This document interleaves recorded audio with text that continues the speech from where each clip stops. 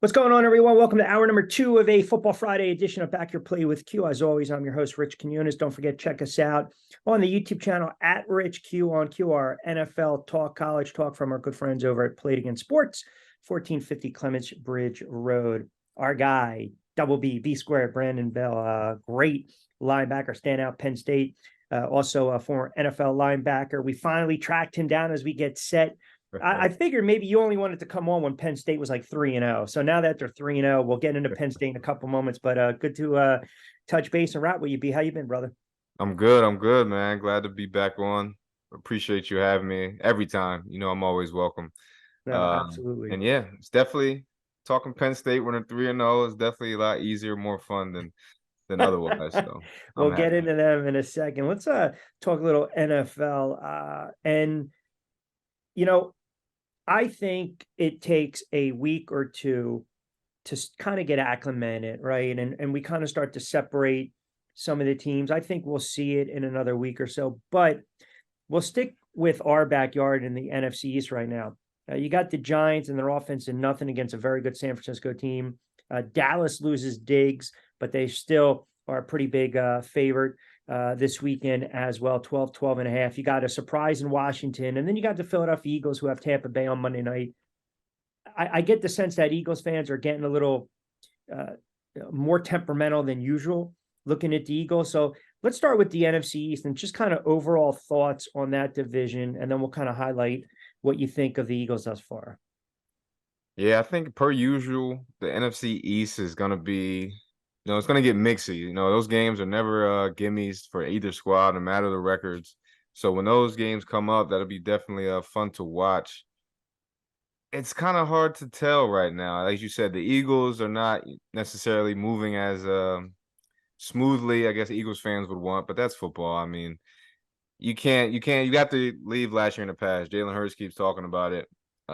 That's done with. You know, it's a new season, new roster, even if it's not changed much, but it's always a new roster. So I mean, they're still 2-0. So Yeah. obviously everyone has kinks, but I think they'll figure it out. But those NFC East games are going to be tough. Washington looks like a formidable competitor right there with the Eagles, maybe slightly below, but Eagles and Cowboys. So can't sleep on them. Sam Howell, 3 starts, looking pretty good. The defense, as we know, has been tough the last few years. So it'd definitely be fun to watch. And the Giants, man, your G-man, it's got to stay healthy, I think, to even have a shot. But obviously Offensive that's the line, one thing. offensive Yeah. line stinks, man. I mean, how you played college at a high level, right? You played in the pros. Why does it take so long to figure out an offensive line? This is going on like 10 plus years. And I'm not giving the quarterback a pass, by the way. I'm not. He didn't play particularly well last night. And I know you have to elevate your teammates, but man, if a line's shaky and you have no Saquon, no Thomas, revamped offensive line, you got to get the quarterback moving around a little bit. It was legs, get the play calling, at least try to establish the run, keep these guys honest. I just don't understand why so many teams in the NFL cannot figure out the offensive line and how to fix those problems going forward. Yeah, it's definitely a question for, management up top. Obviously the players get killed, they get shots, coaches and players get, a lot of slack thrown their way. But, when we look at the teams that have had a good run in the last just forever in any sport, they have a solid foundation and a built roster through and through at every position. And listening to George Kittle last night or the other night on the Thursday night post game, he's talking about how their mentality is just out physical every team. So with that mentality mixed with, the GM and everyone else, they go and find those guys, obviously talented guys that have that mentality, and the roster is built to match every single position and player on that team, and you see it on every Sunday. So That's a great point. Not to cut you off, no, but you're it's a good. really good point because it's almost like you watch that game last night. You see one team was putting on the weight in the weight room. I mean, they just physically manhandled the Giants. I mean, you're talking about guys ripping through tackles, whether it was, Deebo Samuels, you love how he plays, but sometimes you're almost like, give yourself up a little bit so you don't take some of these unnecessary hits. But that's his mentality, man. Yeah, DBs are bouncing right off him in the air. linebackers too. Yeah, I'm watching. I'm like, oh my god! I went back and I'm watching the highlights. I'm like, this dude is just a beast. You know, McCaffrey beast. I mean, in the trenches, that's when you win. I don't care if it's high school, college, or the Yep. pros. And they got manhandled last night. You mentioned Washington, and I said before the season, it's going to be interesting to watch because I thought Ron Rivera was on the hot seat, and now you've got Eric Bieniemy getting under out of Andy Reid's shadow. And the first thing I mentioned is, hey, even if they're 2-4, but they're scoring 25 points, and this kid Howell looks good, we get you got to start to give the credit to Bieniemy. I don't. We talk about the Dion effect in college, which we'll talk about later on, but can we talk about the Bieniemy effect right now because they're putting up points, and this quarterback looks like he's legit. Yeah, for sure. Got to give a lot of credit to Bieniemy, and as we've seen the last few years, he's named been dropped in head coaching positions, and I think everything happens for a reason, and it's going to work out for him as I believe he knows it will. And like you said, getting under that shadow, get a chance to kind of branch out, do his own thing, build his own kind of network of coaches, because that's a thing when coaches go and interview. You gotta have a staff ready on paper to show, which a lot Right. of people say maybe he didn't have that. But regardless to say, he's doing a great job, and I think the proof is in the pudding. You see what he's putting out there. His resume is on the field. It's Sam Howell right now is his latest resume addition. And that Yeah. offense, as you said, they've once again drafted well, talent on the outside, inside, and the quarterback was the piece they've been missing. And so far, it looks like they got their guy. And it's fun to watch. My guy Jahan Dotson's out there, Scary Terry, Yep. tight ends, good stable of backs. It's definitely long as Howell keeps playing how he is, it'll be interesting down the stretch. Young quarterbacks, right? So you get the tight end, you get the ground game, you get your defense to bail you out. You don't make a ton of mistakes, and what happens is each passing series, you just get more and more confident, Yep. and that's exactly what this kid is playing with, a boatload of confidence. They might be that sneaky team, that we blink and they might be right there in playoff contention. They played hard last year and were right there until they lost to the Giants. And then you got the Cowboys and your guy, Michael Parsons, who I love the fact, man. Thanks for coming out and defending my guy, Danny Nichols. I can appreciate that.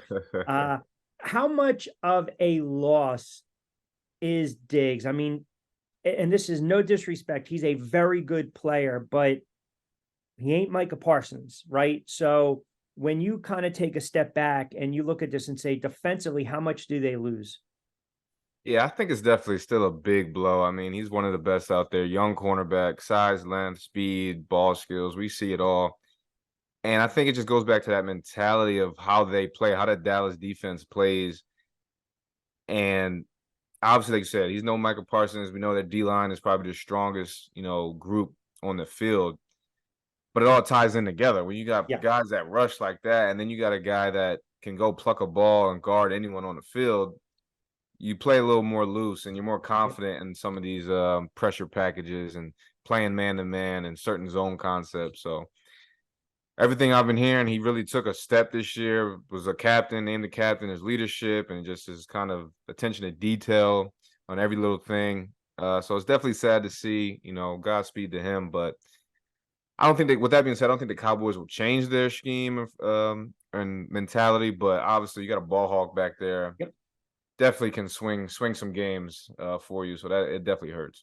I think it puts a little more pressure on the pass rush, right? The guys up front too, to get to the quarterback as the season goes on and you're taking on teams that have, better quarterbacks than they've seen over the last couple weeks. I still think they will be okay. It's just when they get into the postseason, what the hell is the quarterback going to do, and what the hell is the head coach going to do, Yeah. right? I mean, that's kind of the caveat of you're a Dallas Cowboys fan. And the other thing is too, right? That happened on one-on-one drills, man. And a lot of people are coming out saying, "Well, why are you still doing those in practice once the season starts?" Is that the norm, or is that um, not normal? Yeah, I saw that. It's definitely a lot heavier during camp, and you're trying to figure out guys that can, who can really, strap up. But from my experience, it's not that uncommon of a thing. I mean, at the end of the day, you're, sharpening your knife every day. That's the point. Get ready for game day. And yeah, it may not be a whole 20-minute period like in training Right. camp, but I think you still line up, go against guys and just to stay sharp because as we know, the best of the best is coming every Sunday. I wasn't too mad at hearing that, but What's going on with your Cincinnati squad, man? I yeah. had them, by the way, B, I had them going to the Super Bowl against the Lions. I figured if there Mm, was ever a time, it was going to be now, and maybe I should have backed off a little bit and not backed my play because Burrow has that calf injury, and now it's starting to re-aggravate himself. Looks like he might not be out on Monday night. I mean, cause panic button time. I think I'll wait till this game until I press any get even close to Hedging the pressing the bet. panic button. Yeah, I'm hedging. Only because Burrow has proved himself to me to be one of those guys like don't count him out, you know. Don't count him out, especially with the weapons we know they have on offense. And the defense, I think, is good. Could they use another piece? I think losing those two safeties, man, really hurts.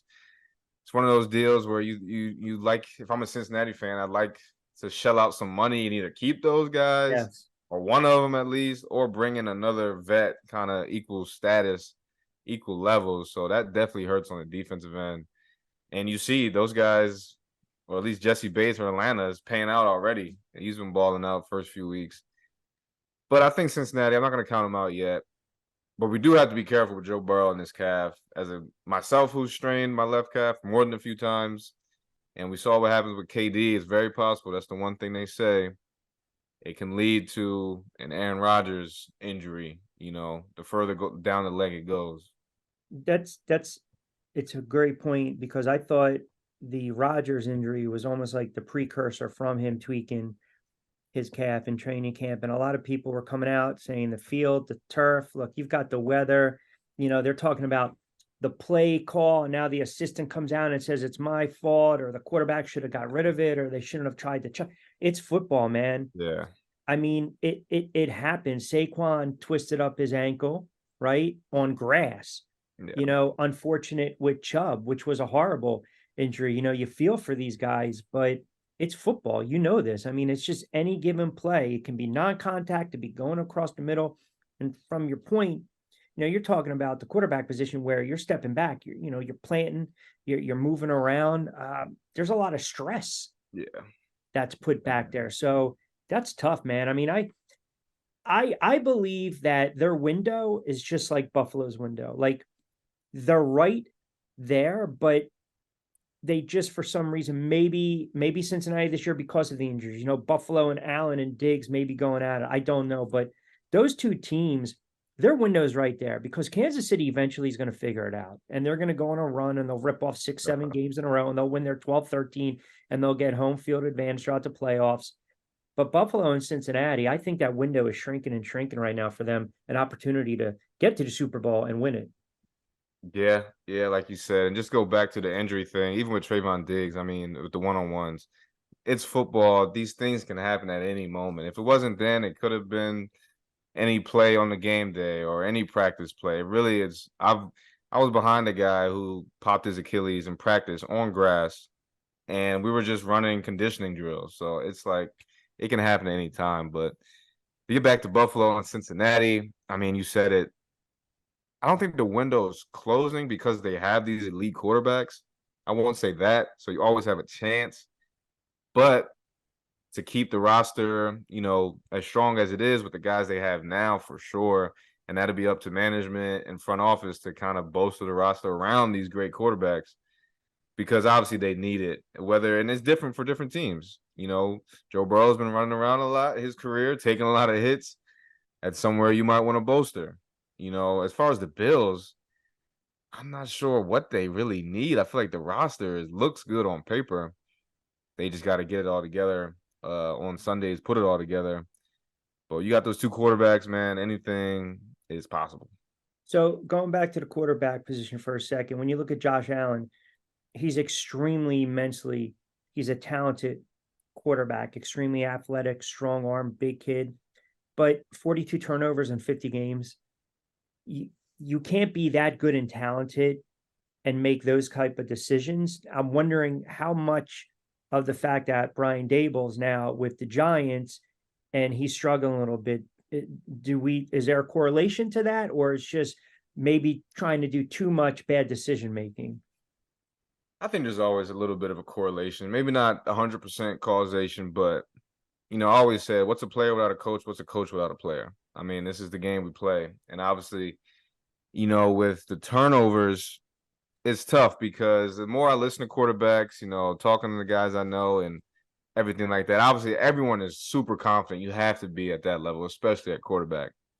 But I think where a coach could help them is kind of helping them not hurt themselves with the play calling and things of Mm-hmm. that nature, establishing more of a run game. I know Yep. we're going to get into Penn State, but that's everything I've been hearing and learning about kind of acclimating the young kid Drew they have now is kind of ease them into it. And it's hard to do that with a 4-year quarterback, Allen. It's like, how are you going to ease them into a game? But I think the play call and establish more of a run game and more of a balanced attack can help him kind of lose out on the kind of the bonehead plays that he may throw or do. That's that's that's not burying, your Yeah. NFL brethren on that one. You can leave that up to me. Brandon Bell, kind enough to join us, former Penn State standout linebacker, NFL linebacker as well. We'll get to Penn State in a moment. I have to do it. I do want to ask you with the Jets real quick, Yep. kind of make that transition to quarterback play and Zach Wilson. Look, you're a defensive guy. You look at the Jets right now on paper, and we saw it last year. You just needed a competent quarterback. Go back to that New England game. They lost on a punt return. They mustered zero offense. As a player, when you're in that locker room, and I know you can't speak for those players, but Mhm. on the defensive side of the ball, do you kind of look around and say to yourself, man, all we need, get us to 17 points, 20 points, and we'll do the rest? Like, do you start to sense frustration building up? Because I don't think this kid could play. I don't. I'm not trying to bury the kid. I just, there'll be a spot, a series where he looks competent, and then Right. either running for his life or 3 picks in the fourth quarter, bad decision making. And I know the head coach has to stand up there and protect his unit, protect his soldiers, right? But last year, you had guys walking around with Mike White shirts. Like, I Yeah. mean, that's a People can't horrible forget that. look. So in that locker room, do you think there's a little grumbling going on? For sure. I mean, if not now, if the play continues, it definitely will be because obviously you just want to be competitive on Sundays. Give us a chance to win, as you said. And it's tough because they've already backed them. They're still behind them. And ultimately, as a coach, I mean, what else are you going to do? Because it's not like there's too many options out there you can go pick up for cheap to maybe do better. Maybe you can. I don't know. But you made an investment in this kid. It seems like everything, he was, like you said, looks good one series. So it gives you confidence and the potential is there. Yeah, it's definitely tough. But the defense, you'll definitely hear some moaning and groaning as the season goes on if this continues. I equated it as, when the brunette walks in the bar and you get the good lighting, but then 2 o'clock comes and it's last call, and you know, it's a business decision at that point. Yeah, yeah. I mean, gotta do what you gotta do. I don't know. If you're a coach, I don't know. Do you Right. leave the bar or do you Yeah. stay and find out? Hey, I don't does he get a pass though? See, I never liked this is not Monday morning quarterback, and I came on the show and I said it months ago. know. I said it was going to Ed Banley. Did I know that Rodgers was tearing his ACL 4 snaps in? No, and it's horrible because the NFL's better when he's under center, and I would have Right. loved to have saw what he can do, but they put all their eggs in that basket, and I really don't think they're going to be able to recover as a franchise. I think now it's just riding it out. And if you win your 7, 8 games, then Robert Saleh almost looks like he's a frigging coach of the year because you lose Rodgers and you had to go back to Zach Wilson. And the reason you went and you traded for Rodgers is because you didn't believe in Zach Wilson. There's the irony. Yeah, it's definitely. I mean, even just watching this past Hard Knocks. I mean, they said it every episode. It's like, yo, we got the guy. We got the guy. Like, can you believe it? He's here. So definitely took a lot of steam out of everything in that building. Those 4 plays into it. But Rodgers warrants that attention, all to put all the eggs in that basket. So I think he'll definitely come back. People are saying he'll retire, and everyone's saying it now. But like, no, I don't. He can't end his career like that. how the Jets recoup, and as we said, every team every year is different. That's up to management and everyone to kind of rebuild that ship and keep the dream alive of taking it home. Yeah, I don't know if he comes back. I mean, you would say, yeah, there's no way. Look, you played, it's the ego, right? Mm-hmm. Brady didn't want to go out throwing a pick six. Mm-hmm. Favre didn't want to go out throwing a pick in overtime in the NFC Championship against the Giants. Like players, there's a pride there, but man, his age, and I know they work miracles. I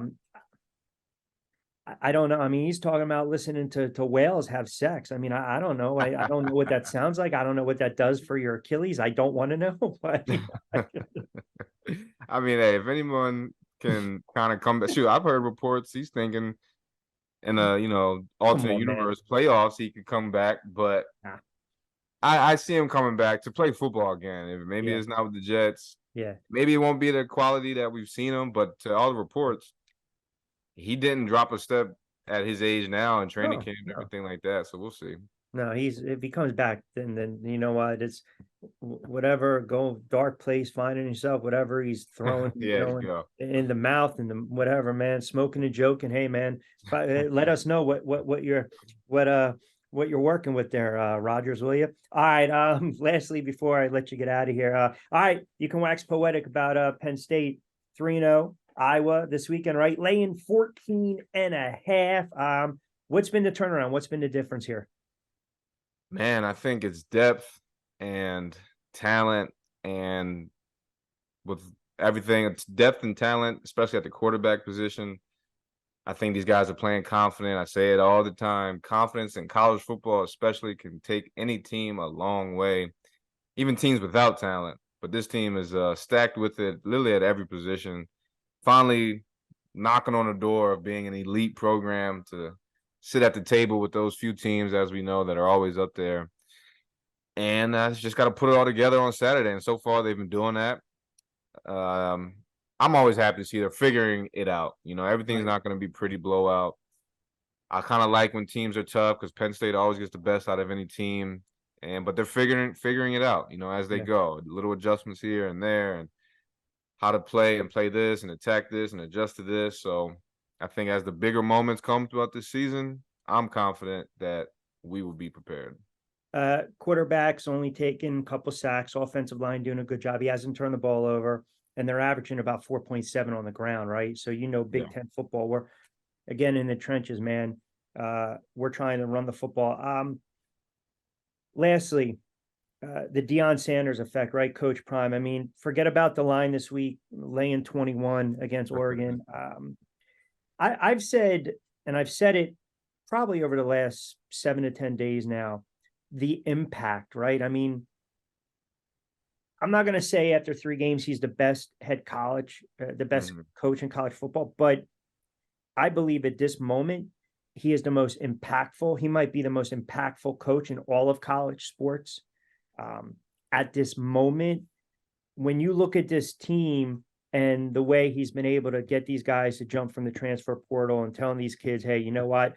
Half of you aren't going to be here when we open up the season, naming his son the starter before the kid even entered the pool. And just to see, how these kids play for him and respond. And they've got some friggin' talent, man. I kicking myself. I could not stay awake. I woke up the next morning. I'm like, what the hell? They won this game? Are you kidding me? Yeah. And then I went back and I watched it. I mean, it's great for college sports. It's great for college football. But, you know, what type of impact in your mind has he made, just not on Colorado, but also the footprint, the landscape of college football? Yeah, man, it's definitely huge, and I think it's ever growing still. I mean, he's just not even a year into Power Five college football, and we've seen what he did at the HBCU level, in the SWAC. And that's the thing. Not everyone is privy to see it. Obviously, he made it more national than it ever was. But the people down there, they definitely felt it. And now we're seeing it on a national, global level, and it's ever growing. I don't even know. He could take it so many different places, and maybe it's at Colorado for the rest of his career. Maybe it's somewhere else. Maybe I Right. don't think it'll be next level because he's said himself he enjoys impacting the kids, as we're saying. But man, I think he's here. He's shaking it up, shake up the NCAA up a little bit more, and I'm just excited to watch it and be a fan. I mean, these games, I've never been interested in Colorado before. Colorado was good before really my time watching college football as a young kid or Yeah. really understanding it. So now it's like I never would have thought I'd be interested in Colorado, but it's go Buffs every weekend. I'm a fan. And it's beautiful. I mean, it's Deion Sanders, and I don't even think half of the kids really understand. They don't. I did. I was young when he was in his prime. No pun intended. Um, but I still know what it was all about, and it's just fun to watch. He's instilling belief and confidence in these kids, and when he gets to the point where he has the depth and talent at every position, like I'm saying, as those elite teams, it'll be really scary for whatever team it is that Yep. they'll be playing. Yeah, they arrived very early, as we like to say. Brandon Bell, check him out on Twitter at underscore B Bell, former standout linebacker, Penn State, NFL as well. All right, I know I'm going to get you on every week talking NFL, but you got your hand now in the cookie jar of the NBA, so that means we're going to have to start talking some hoops soon, right? Maybe. I'm still learning, still learning. I don't know if I'm as confident I'll throw you softballs, talking man. hoops. I'll give you like a clear shot to the quarterback. How's that? Okay, cool. Sounds But what good. do you tell everyone what you're doing right now? Yeah, I'm working with NBA, the broadcast division, so helping, bring the games we see on TV, executing that plan and things of that nature. And it's been fun. It's been fun. Definitely switched sports a little bit, but basketball, always been, right behind football for me. And just trying to do as much as I can out there. Love it, man. Keep up the grind. We always appreciate you jumping on for a couple moments. Can't wait to get you on throughout the college football and NFL season, but always great insight, brother. Appreciate you jumping on today. Thank you. Appreciate you having me.